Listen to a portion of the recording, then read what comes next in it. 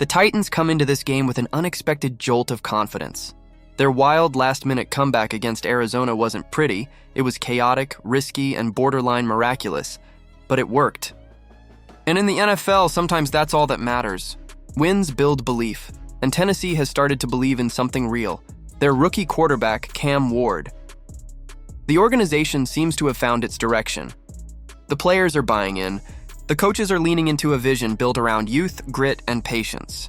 There's a sense that even through the mistakes and growing pains, something is being constructed in Tennessee, a foundation that's starting to harden with each passing week.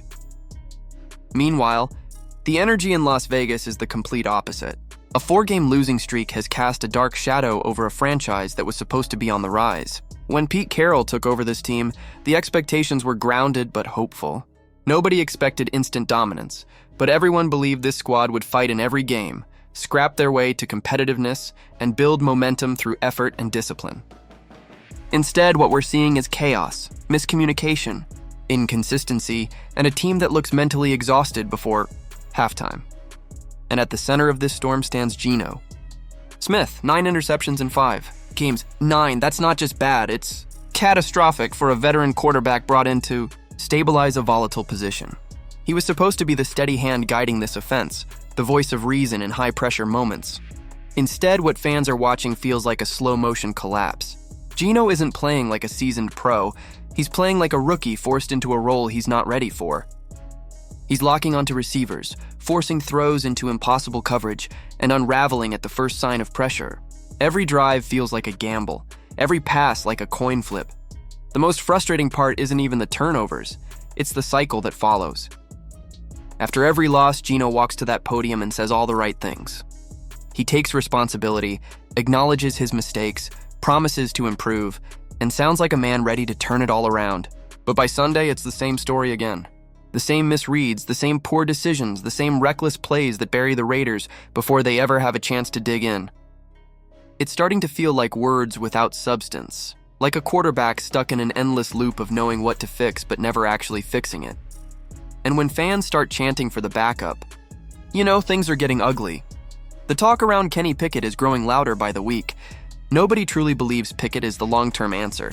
He's not a miracle worker. But when a fan base starts saying he can't be worse, it's a sign of how far things have fallen. That's where Las Vegas is right now. When you're debating whether your backup quarterback might be less bad than your starter, your team is in survival mode. Pete Carroll knows it. The locker room knows it. The bye week is coming after week 7, and if Geno has another couple of multi-interception games, that could be the tipping point. Carroll didn't take this job to babysit a failing offense, but even he can't ignore math forever. And the math says Geno's mistakes are costing the Raiders games. In the NFL, you can't beat yourself and expect to win. It's a simple formula, but it's deadly accurate. The Raiders currently sit at a brutal 6 in turnover differential, the second worst mark in the league. That number doesn't just represent a statistic, it tells the story of why this team can't close games. Every interception is more than a bad throw. It's a momentum killer, a drive extinguisher, a gut punch to the defense. When Geno turns the ball over, he's not just giving the other team possession, he's deflating his own sideline. You can feel it in the body language, in the way players walk off the field, in the silence that follows. The Titans, on the other hand, aren't perfect, but they're functional. Their turnover margin sits near the middle of the pack, far from elite but sustainable. Yes, Cam Ward has thrown his share of interceptions, but context matters. He's a rookie learning the hardest position in football. His mistakes come from ambition, not carelessness. He's trying to make plays, not simply giving them away. And that's what separates him from Geno right now. One is learning, the other is regressing. Both teams, however, have one undeniable strength: their defensive stars. On Tennessee's side, Jeffrey Simmons is playing like a man possessed. Through 5 weeks, he's been arguably the best interior defensive lineman in the league, dominating offensive lines and collapsing pockets before quarterbacks can blink. His combination of power and quickness has forced offenses to completely rethink their game plans. For the Raiders, that's terrifying news. Their offensive line is already in flux, juggling injuries and personnel shifts. Colton Miller is on injured reserve, Jordan Meredith is still adjusting to the center role, and communication up front has been shaky at best. Against a monster like Simmons, one missed assignment could destroy an entire drive, You can bet Chip Kelly is already scheming ways to neutralize Simmons. Expect to see the Raiders attack the edges, using outside zone runs and jet sweeps to stretch the field horizontally. Expect to see quick passes, screens, and motion designed to keep Simmons moving side to side instead of exploding straight up the middle. But make no mistake, there's no eliminating him completely. The best you can do is survive him. Of course, the Titans have their own nightmare to deal with: Max Crosby. Mad Max has been on another level this season, not just as a pass rusher, but as an all-around defensive force. He's swatting down passes, dropping into coverage, forcing fumbles, and setting the tone for this defense. He's become the kind of player who dictates the entire rhythm of a game. When he's locked in, you can feel his presence before the snap. The Titans' offensive line looked decent against Arizona, but the Cardinals don't have a Max Crosby breathing down their necks.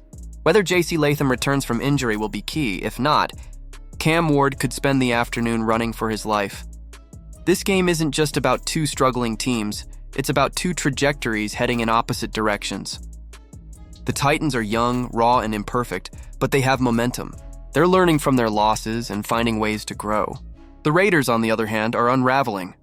Their veteran quarterback is sinking, their defense is exhausted, and their head coach is running out of excuses. Sunday's matchup will be more than just a mid-season game. It'll be a referendum on the Raiders' future. Are they still a team building something, or are they watching it all fall apart in real time? So what do you think, Raider Nation?